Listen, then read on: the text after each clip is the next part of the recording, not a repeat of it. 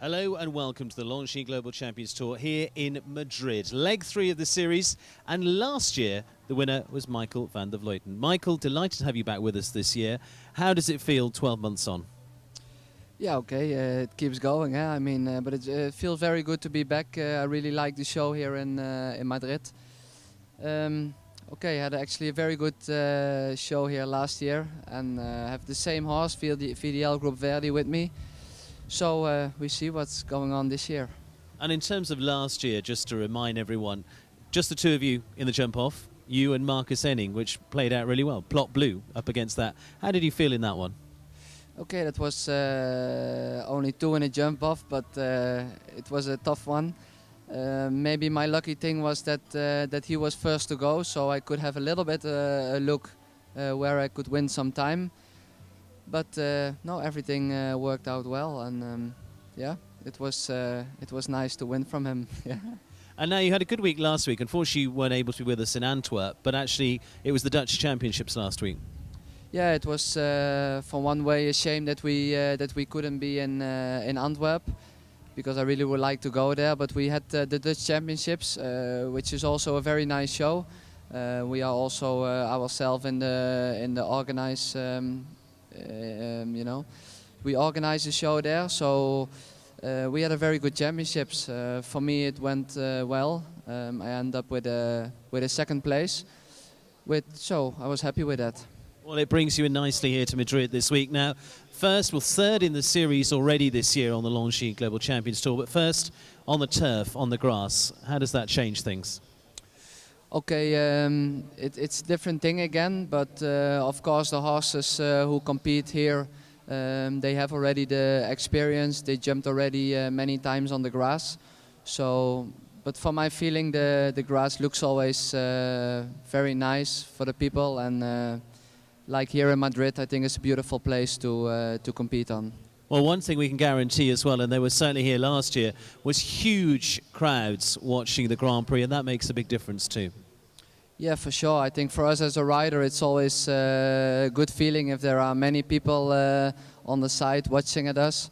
You know, it gives us a good motivation and a good feeling, and I think all the riders, you know, really try to win. I think that's nice.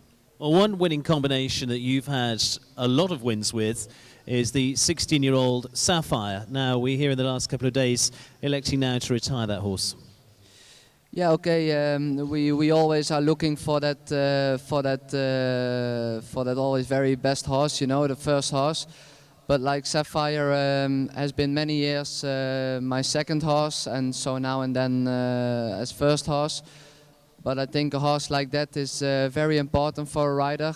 I think Sapphire has been very important for me to put also Sapphire to help Verdi a little bit. So now and then, and but to everything comes an end. And for my feeling, this was actually the right moment, because I really could feel her body was getting old, and yeah, you know, in her mind she really would love to jump.